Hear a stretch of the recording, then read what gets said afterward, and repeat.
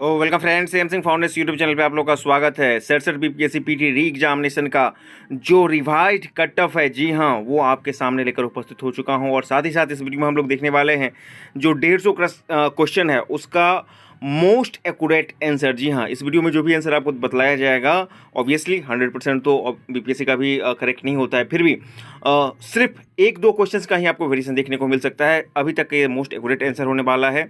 और cut off के विभिन्न डायमेंशन पे बात किया जाएगा, सभी कैटेगरी को यहाँ पे कट ऑफ के अंतर्गत चेक किया गया है। और फाइनल आने के बाद आपको कितना कट ऑफ में चेंज जा सकता है और साथ ही साथ कितने नंबर वाले छात्र मेंस की तैयारी में लग जाएं, इन तमाम मुद्दों पर हम लोग बात करने वाले हैं। लेकिन कट ऑफ एनालिसिस करें उससे पहले हम आपको जो 150 प्रश्न है उसके आंसर को फटाफट देख लेते हैं ताकि आप लोग मिला लें, आपको दिक्कत नहीं होगी। देख लीजिए, रोमन साम्राज्य वाला है। रोमन साम्राज्य में किसने स्थापित किया था? देखिए, इसका आंसर जो होता है कुषाण और चेर आ रहा है, लेकिन अभी आप कुषाण मान कर चलिए।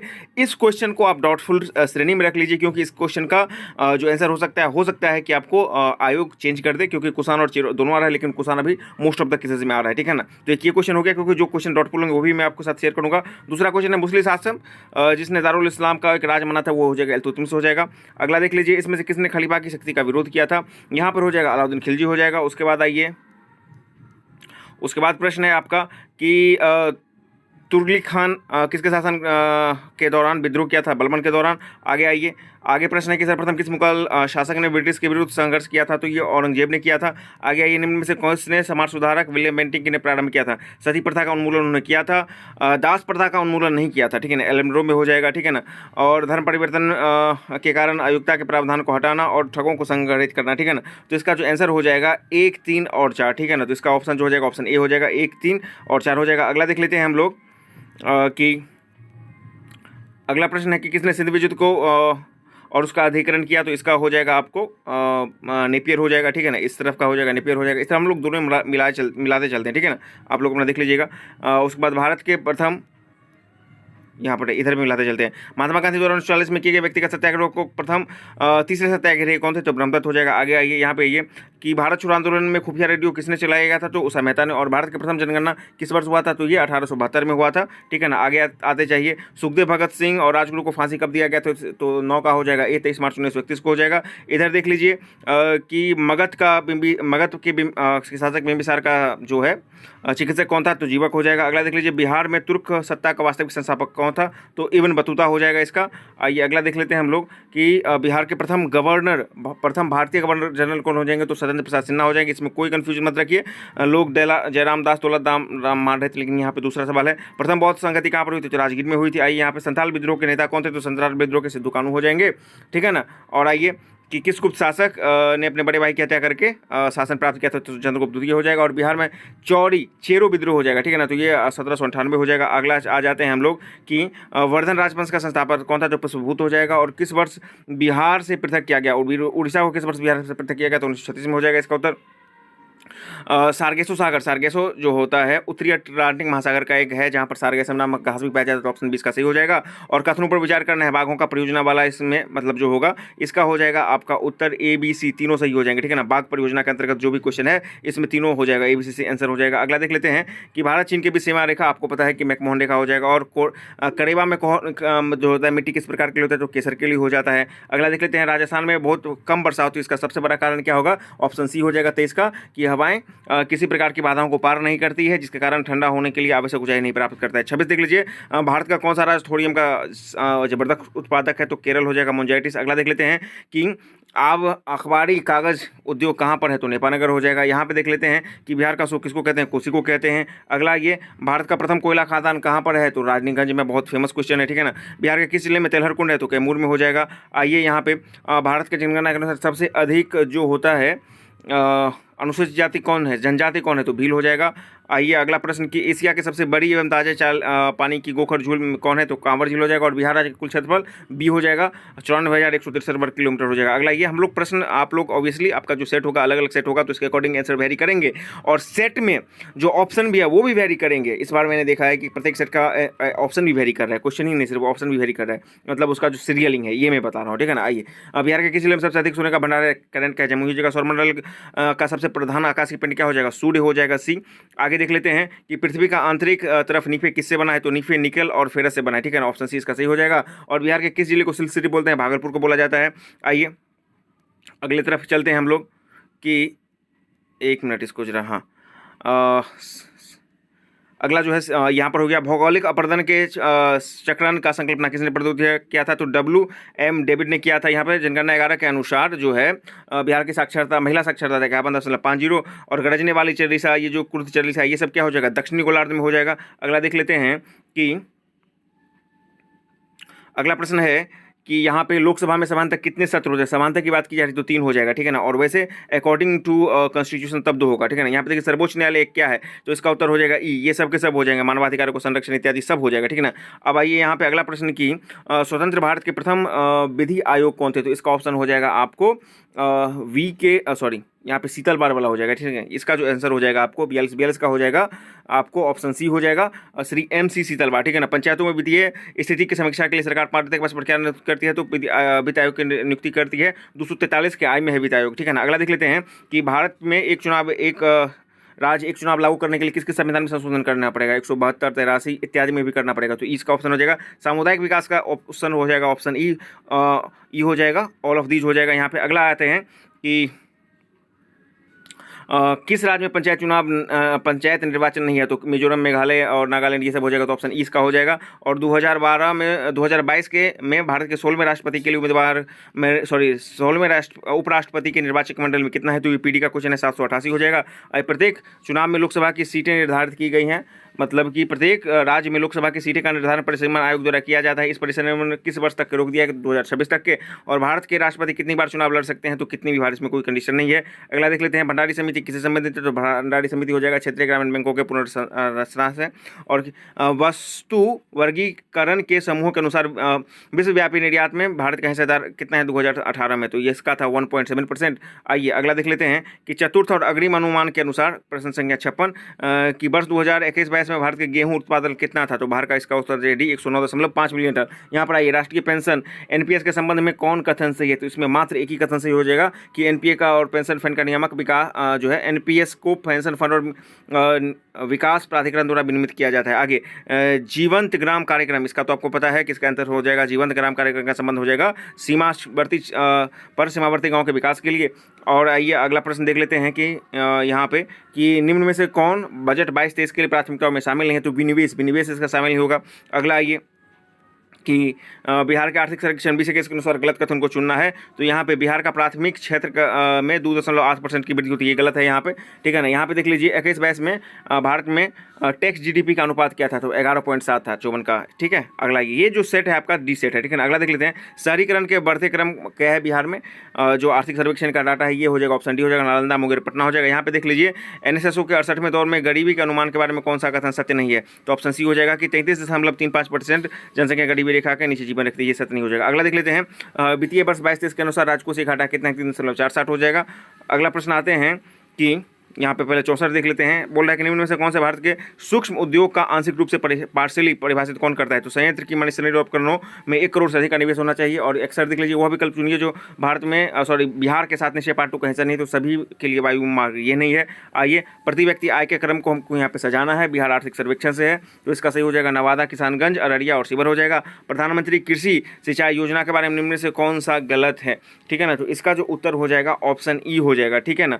इसमें सब के सब सही हो जाएंगे, ठीक है ना, इसका ऑप्शन ई हो जाएगा। अगला आते हैं कि बारदोली सत्याग्रह के सफल नेतृत्व किसने किया था, तो वल्लभ भाई पटेल ने किया था। और सुभाष चंद्र बोस ने निकोबार का नाम क्या रखा था, तो इसका नाम रखा था स्वराज द्वीप, ठीक है ना। शहीद को अंडमान, मतलब अंडमान को शहीद द्वीप और निकोबार को स्वराज द्वीप, ठीक है ना। यहाँ पे देख लीजिए 1946 के लिए भेजे गए कैबिनेट मिशन का हिस्सा कौन था, नहीं था, जो सर मैकडोनाल्ड नहीं थे। और यहाँ पे देख लीजिए 1922 में पुलिस चौकी मांग लगाने के संबंध में चोरा चोरी कहाँ पर हो जाएगा, तो उत्तर प्रदेश में हो जाएगा। और चोरा चोरी की घटना से संबंध में आपको जो 8 मई को क्वेश्चन आया था उसमें भी इससे संबंध था, ठीक है ना, जो कैंसिल हो गया था। गांधी अरविंद समझौता 1931 में होता है। खुदीराम बोस ने किंगस्टन पर हत्या का प्रयास कहां पर किया था, तो मुजफ्फरपुर में किया था, ठीक है ना। आगे देख लेते हैं, 1 मिनट, हाँ यहाँ तक हो चुका था, मुजफ्फरपुर तक। यहाँ पे देख लीजिए 69 ये बोल रहा है कि भारतीय राष्ट्रीय कांग्रेस के किस सत्र में पूर्ण स्वाधीनता का प्रस्ताव पारित हुआ था 1929 के लाहौर अधिवेशन में। आजाद दस्ता का बिहार के किस आंदोलन के दौरान सक्रिय है, तो भारत छोड़ो आंदोलन के दौरान। आगे आइए यहाँ पे 1946 में अंतरिम सरकार मंत्रिमंडल में श्रम विभाग को उसको सौंपा गया था जगजीवन राम को, ठीक है ना। और सीमांत गांधी हो जाएगा, अब्दुल गफ्फार खां हो जाएंगे, ठीक है ना। आगे आइए कि झांसी की रानी की मृत्यु कहाँ पर हुई थी, इनका मृत्यु होता है ग्वालियर में होता है। 1942 में किस त्योहार के अवसर पर जयप्रकाश नारायण भाग गए थे, तो दिवाली का हो जाएगा इसका। बंगाल विभाजन में किसने कहा था कि विभाजन हमारे ऊपर बम की तरह, तो सुरेंद्र नाथ बनर्जी ने कहा था। आगे आइए डॉक्टर राजेंद्र प्रसाद संविधान सभा के जो है सभापति कब चुने गए, 11 दिसंबर 1946, यानी कि ऑप्शन सी हो जाएगा इसका। और सरदार उधम सिंह को सरदार उधम सिंह ने किसे मारा था, तो Michael O'Dwyer, option B होगा, ठीक है ना, माइकल ओ डायर होगा। ऑप्शन हर एक सेट में जो सीरियलिंग है वो अलग अलग होगा, खाली आप देख लीजिए कि सही आंसर क्या है उसके अकॉर्डिंग आप लोग बना दीजिएगा, ठीक है ना। ABCD सबका अलग अलग रहेगा। आइए ये घड़ी वाला जो क्वेश्चन हो जाएगा, इसका आंसर तो आपको हो जाएगा ऑप्शन ए ही हो जाएगा। घड़ी वाला क्वेश्चन का आंसर हो जाएगा आपका ऑप्शन ए हो जाएगा। पूर्वाह्न 10:48। या अनिल और सुमन 12 दिन में काम कर सकते हैं, जिसे अनिल अकेला 20 दिन में कर सकता है, तो सुमन अकेला उसको कितना दिन में कर सकता है, इसका उत्तर हो जाएगा 30 दिन में हो जाएगा, ठीक है। और आइए यहाँ पे कि 55 विद्यार्थियों की कक्षा में 35 जो है क्रिकेट, 26 बैडमिंटन और खेलना पसंद करते हैं, तो प्रत्येक में से दोनों साथ साथ खेलता है, तो कितने विद्यार्थी सिर्फ क्रिकेट और बैडमिंटन दोनों खेलना पसंद करेंगे, तो 5 हो जाएगा। और 5 और 6 के बीच में दोनों घड़ी की सुई एक साथ होंगी, कितना बजे होगा, तो ये हो जाएगा इसका आंसर हो जाएगा बी, 5:27 और 3/11, मतलब 5:27.3/11 अब ये 85 क्वेश्चन बोल रहा है कि वो दो प्राकृतिक संख्याएं कौन है जिनका गुणनफल 2400 और जिनके वर्गों का योगफल 5200 है, तो इसका उत्तर हो जाएगा सी हो जाएगा। आइए इसका तो बता ही दिए थे बी। अगला देख लेते हैं कि 100 और 500 के बीच में कितनी संख्याएं 6, 5 और मतलब 4, 5 और 6 से है, तो इसका 7 हो जाएगा उत्तर, ठीक है ना। 150 रुपये प्रति दर्जन के संतरे बेचने पर शशि को 20% की हानि होती है, 20% लाभ कमाने के लिए उसे कितना पर बेचना चाहिए, इसका हो जाएगा 240 हो जाएगा। मैथ ऑब्वियसली आप लोग बना लिए होंगे, मैथ का अलग से सोल्यूशन बताया जाएगा। यहाँ पे एक समचतुर्भुज त्रिभुज के विकर्णों की लंबाई 10 और 24 है, तो उसका परिमाप क्या होगा, तो उसका 52 हो जाएगा। अगला देख लेते हैं कि 70 किलोग्राम के मिश्रण में बालू और सीमेंट का अनुपात 4:1 है, तो मिश्रण में कितना बालू और मिला दिया जाए कि उसमें बालू और सीमेंट का अनुपात 6:1 हो जाएगा, तो इसका सही उत्तर हो जाएगा आपको 28 किलोग्राम हो जाएगा। अगला देख लेते हैं 90 में बोल रहा है कि आपको कि 140 मीटर लंबे 140 किलोमीटर प्रति घंटा की चाल से जा रहे कुत्ता उसी दिशा में रेलगाड़ी के समांतर 18 किलोमीटर प्रति घंटा की चाल से दौड़ रहा है, रेलगाड़ी कुत्ते को कितने देर में पार कर लेगा, तो इसका सही उत्तर हो जाएगा आपको 12 सेकेंड, ठीक है ना। अगले प्रश्न की तरफ हम लोग चलते हैं, इसका जो सही उत्तर हो जाएगा आपको 12 सेकेंड, यानी कि ऑप्शन बी हो जाएगा। अगला प्रश्न हम लोग देख लेते हैं ऑप्शन बी, ठीक है ना, ऑप्शन बी हो जाएगा इसका। अगला देख लेते हैं आवर्धक कांच किस प्रकार के लेंस का प्रयोग किया जाता है, यहाँ पे उत्तल लेंस का प्रयोग किया जाता है, और निम्न में से किसे पीतल का संगठन है, तो तांबा और जस्ता हो जाएगा, ठीक है ना। और आइए यहाँ पे कि चुंबक और अनुचुंबक, देखिए चुंबक का अनुचुंबकीय सिद्धांत निम्न से किसके द्वारा प्रदर्शित होता है, ये आप लूसेंट निकालेगा तो यहाँ पर स्पष्ट है, प्लेटिनियम, क्रोमियम है, सोडियम है, O2 है, तो इसका सही उत्तर प्लेटिनियम हो जाएगा। और आइए यहाँ पे कि निम्न में से कौन अनबुझा चुना हुआ है, तो CaO हो जाएगा इसका उत्तर। यहाँ पे आइए परमाणु के नाभिक में कौन सा मूल कण होता है, तो इसका सही उत्तर हो जाएगा प्रोटॉन न्यूट्रॉन हो जाएगा। और यहाँ पे जंग लगने से वजन में कौन सा परिवर्तन होता है, पहले बढ़ेगा फिर घटेगा, ठीक है ना। अगला ये जिस धातु क्रम प्रक्रिया के अंतर्गत धातु मिश्रित अवस्था में पाई जाती है उसे क्या कहते हैं, प्रगलन कहते हैं। और यहाँ पे निम्न में से किसे श्वेत धातु कहते हैं, प्लेटिनियम को कहते हैं। अगला आइए कि उत्कृष्ट धातुओं के संबंध में कथनों पर विचार हमको करना है, ठीक है ना। तो उत्कृष्ट धातु के संबंध में जो कथनों पर हम लोग विचार करेंगे, तो इसका जो सही उत्तर हो जाएगा आपका कि ऑप्शन एक हो जाएगा, यानी ऑप्शन डी हो जाएगा केवल एक, यानी कि उत्कृष्ट धातुओं प्रकृति में शुद्ध रूप में प्राप्ति होती है, यूरेनियम बस ये सब नहीं है, ठीक है ना। ऑप्शन ए इसका मतलब केवल एक ही सही होगा, ऑप्शन डी, ठीक है ना। यहाँ पे देख लीजिए 102 में प्रश्न संख्या 102 में कि किस रसायन के कारण पटाखे फूटने पर चमकदार रंग करता है, तो स्ट्रोंशियम के कारण, ठीक है ना। अगला देख लेते हैं कि लवण युक्त वातावरण प्रेमी पौधे को क्या कहते हैं, तो ऑप्शन सी हो जाएगा लवण मृदोभित, ठीक है ना। आप लोग अपने शरीर में देख लीजिएगा कि ऑप्शन किस में आता है, मतलब लवण मृदोभित कौन में आता है। अगला देख लेते हैं कि निम्नलिखित कथनों पर हमको विचार करना है कि शुद्ध जल में नमक घोलने पर जल का क्वथनांक बढ़ जाता है एवं जल का हिमांक घट जाता है, ठीक है ना। और जब जल में मिथाइल अल्कोहल डालते हैं तो जल का क्वथनांक घट जाता है। इसका जो है कंट्राडिक्टरी आंसर हो सकता है, ठीक है ना। लेकिन अभी इसका जो आप आंसर मान के चलिएगा वो मान के चलिएगा आपको केवल एक, ठीक है ना, केवल एक मान के चलना है आपको, यानी कि ऑप्शन ए ही सही है। यानी कि जल में शुद्ध जल में नमक को घोलने से जल का क्वथनांक बढ़ जाएगा एवं जल का हिमांक घट सकता है। तो इसका ऑप्शन ए मान के चलिए। लेकिन एक, जब जल में मिथाइल अल्कोहल डालते हैं जल का क्वथनांक ये जो होगा, मतलब नमक में मिथाइल अल्कोहल की तरह व्यवहार करते हैं, तो मतलब ये इसका ई भी आ सकता है, लेकिन अभी आप इसको ए मान कर चलिए, ठीक है ना। तो 2 प्रश्न ऐसे हम बता दिए हैं कि जिसका आंसर जो होता है बोर्ड के आंसर पर डिपेंड करेगा, ठीक है ना। इसका ई भी जा सकता है, लेकिन आप ए के साथ चलिए अभी इसके साथ, ठीक है ना। अगला इधर है कि कवक में क्या नहीं पाया जाएगा। तो कवक में ऑब्वियसली पर्णहरित नहीं पाया जाएगा, कवक में आपको पर्णहरित नहीं पाया जाएगा। और परागन की सुपरिभाषा क्या है? परागन को हम लोग बोलते हैं परागकण को परागकोशिश जो होगा क्लोम छिद्र तक स्थानांतरित होना। और यहाँ पे आइए कि बायोगैस निम्न में से किसका प्रमुख अवयव, मतलब बायोगैस का प्रमुख अवयव क्या हो जाएगा? तो मीथेन हो जाएगा। इधर आ जाते हैं हम लोग कि पौधे अपना पोषक तत्व कहाँ से प्राप्त करते हैं? तो मृदा से प्राप्त करते हैं। और लाल रक्त कणिकाएं जो विहीन है, क्या हो जाएगा इसका? केचुआ हो जाएगा। केचुआ में लाल रक्त कणिकाएं नहीं होती हैं। आइए यहाँ पे कार्बोहाइड्रेट के अपघटन उपस्वरूप क्या बनेगा? तो बनेगा यहाँ पे 110 में क्या बन जाएगा? ग्लूकोज बन जाएगा। और आइए यहाँ पे आइए कि पाइन, फर, सुसुप्स, रेडार, लॉर्च, ये सब जो क्या हो जाएगा? तो ये अनावृत बीजी हो जाएगा, ठीक है ना। अगला देख लेते हैं कि अधिकतर एंजाइम होते हैं। अधिकतर एंजाइम क्या होते हैं? तो प्रोटीन हो जाएगा। अगला देख लेते हैं कि निम्न में से कौन सही जोड़ा सुमेलित नहीं है? तो मलेरिया, मतलब सही जोड़ा है तो मलेरिया का हो जाएगा, क्लोरोक्विनिन हो जाएगा। और 112 का देख लीजिए, किस वैज्ञानिक ने पहली बार टीकाकरण की खोज की? तो एडवर्ड जेनर हो जाएगा। अगला देख लेते हैं कि वॉशिंग मशीन की कार्य पद्धति किस पर काम करती है? तो अब केंद्रीय बल पर काम करती है, ठीक है ना। यहाँ पे देख लीजिए, गति के सर्वप्रथम किसने परिभाषित किया था? तो ठीक है, इसको थोड़ा सा कंफ्यूजन है, ये क्वेश्चन भी कैसा है जिसका कंफ्यूजन है।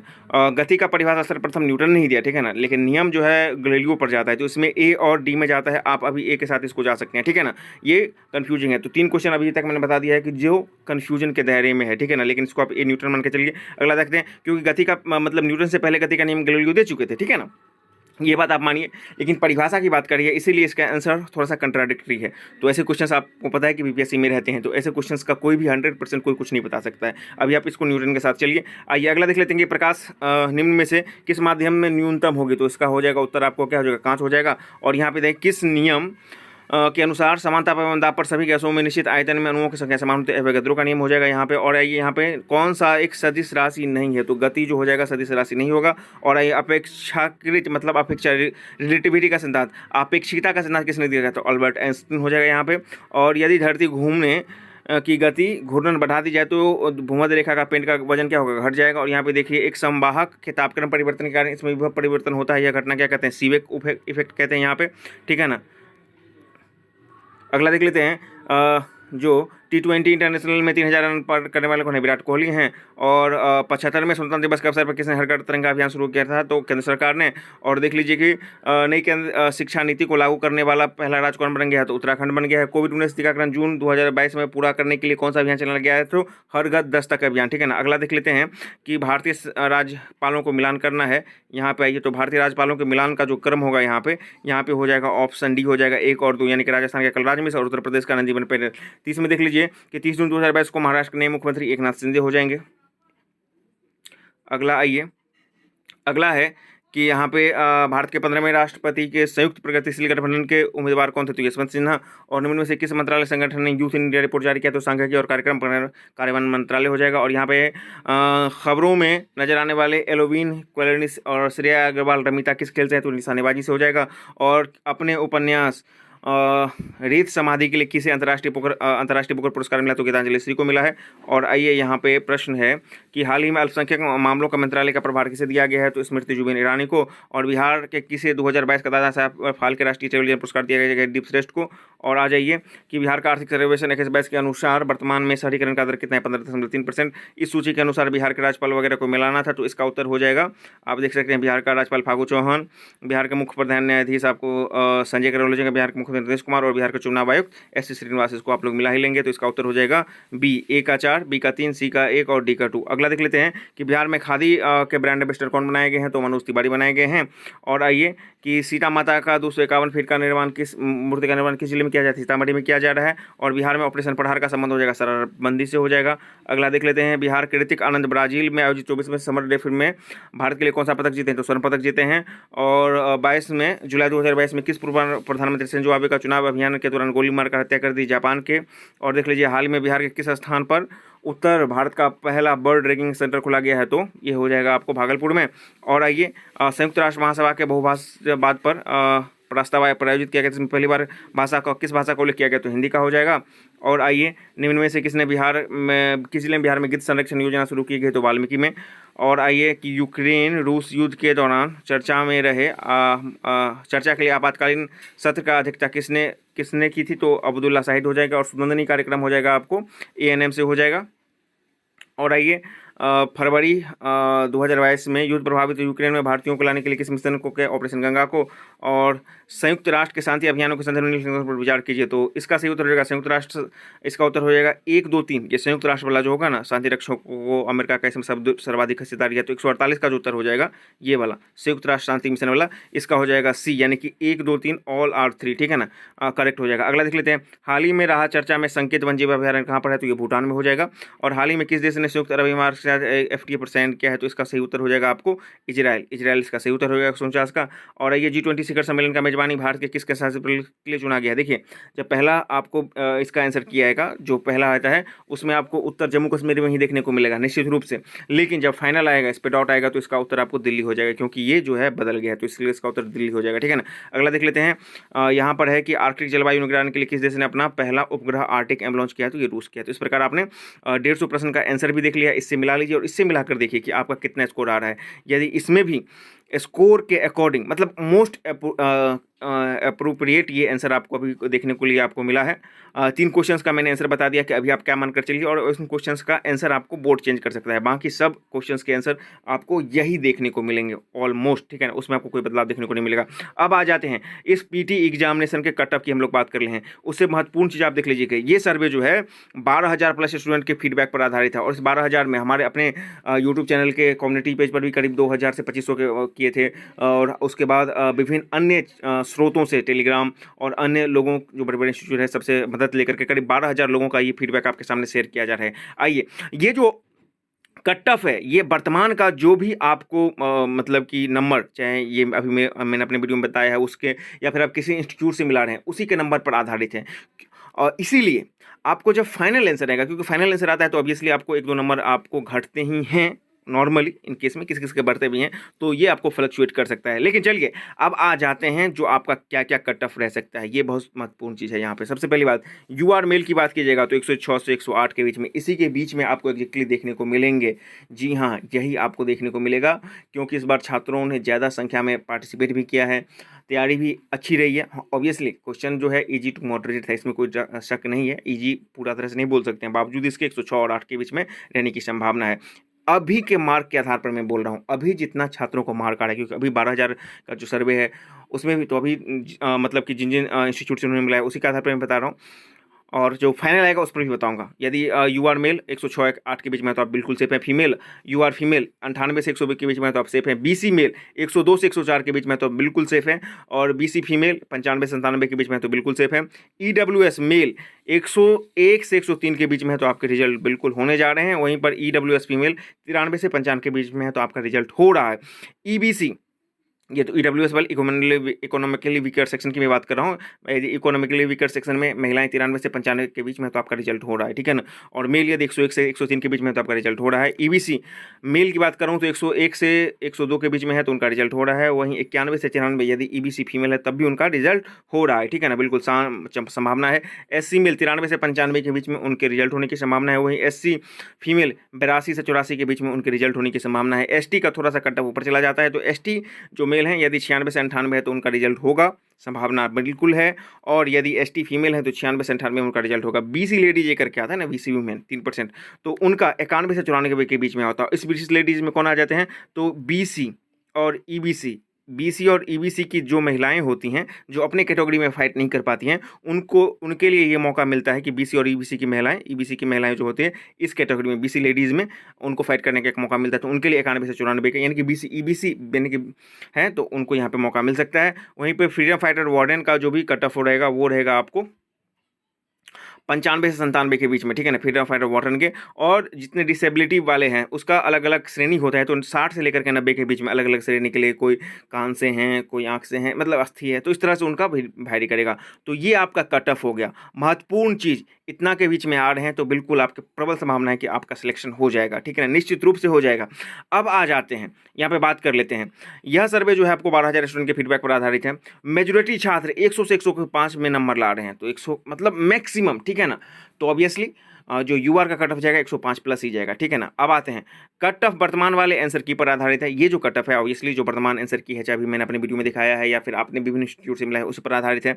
चूंकि ऑफिशियल आंसर की में अधिकांश लोगों के कुछ नंबर कम या ज़्यादा हो जाएंगे, मैक्सिमम के कम ही जाते हैं, ठीक है ना, क्योंकि अभी के जो भी आंसर हैं ऑथेंटिसिटी के आधार पर वहाँ पे उसका कुछ और बदल जाता है तो कम ही जाते हैं। इसीलिए ये जो कट ऑफ आपको अभी दिखाया गया है उसमें 2 नंबर तक का वेरिएशन संभव है, इसको आप नोट डाउन कर लीजिए। अभी मैंने जो आपको कट ऑफ बताया है, ये कट ऑफ के सर्वे में जितने भी छात्र शामिल हुए हैं वर्तमान के आंसर की बता रहे हैं कि हमको 110 आ रहा है, 100 आ रहा है, 105 आ रहा है, उसके आधार पर है। तो और इसलिए जब फाइनल आंसर किया आएगा तो उसके आधार पर आपको कुछ के नंबर कमेंगे, निश्चित रूप से मेजोरिटी के कमेंगे, तो इसमें 2 नंबर का वेरिएशन देखने को आपको मिल सकता है, ठीक है ना। ये आप हमेशा ध्यान में रखिएगा, ठीक है ना। और इसीलिए निष्कर्षतः आपको ये कहा जा रहा है कि आपको कि इस वीडियो में जो कट ऑफ है उससे 2 नंबर कम वाले छात्र भी मेंस की तैयारी कर सकते हैं। जिस भी कैटेगरी का कट ऑफ आपको बता दिया गया उसमें यदि कोई अपने कैटेगरी से 2 नंबर कम है तो आंख मूंद करके वो भी तैयारी कर सकते हैं। ऑफिशियल आंसर की आपको दुर्गा पूजा के जस्ट बाद देखने को मिल जाएगा, तब तो निश्चित रूप से कंफर्म हो जाएगा। और ऑलमोस्ट आपके जो इस वीडियो में बताया गया है वही कट ऑफ का रेंज होने वाला है। ऑफिशियल के आधार पर मैंने बता दिया कि 2 नंबर का फ्लक्चुएशन आपको संभव है, क्योंकि ये वर्तमान वाले आंसर की पर आधारित है। तो कुल मिला के 67 बीपीएससी पीटी का यही है पूरा लेखा जोखा, ठीक है ना। यदि आप इसके रेंज में हैं तो तैयारी में लग जाएं। जो इससे 2-3 नंबर कम भी हैं वो ऑफिशियल का वेट कर ले थोड़ा सा, ठीक है ना, और वो फिर उसमें भी तैयारी कर सकते हैं। बाकी इसके रेंज में जो भी पढ़ रहे हैं आंख मूंद करके तैयारी करें, क्योंकि आपके लिए समय बहुत कम है। मेंस के लिए बिल्कुल दिसंबर लास्ट में हो रहा है, तो आपको अब क्योंकि यहाँ पर देख लीजिए, यहाँ पर जिसको 120 आएगा और जिसको 149 आएगा उसका भी सिलेक्शन होगा, और जिसका कट ऑफ जो भी होगा 100 पर भी जिनका होगा उसका भी सिलेक्शन होगा। तो ये मैंने नहीं रखेगा, आपने इसमें क्या किया नहीं किया भाई ठोकने से मतलब नहीं है आपका। बस किसी भी कैटेगरी में मिनिमम पॉइंट पर भी सिलेक्शन हो जाना चाहिए ताकि आप मेंस के लिए क्वालिफाई कर जाएंगे, इतना ध्यान रखना है। All the best. बाकी मेंस के संबंध में डिटेल वीडियो लेकर के आएंगे बहुत जल्द कि उसमें आपको कैसे कैसे क्या तैयारी करना है। हाँ, मेंस में आपको ऑप्शन चेंज करने का भी मौका देगा, तो ये भी एक बहुत अच्छी बात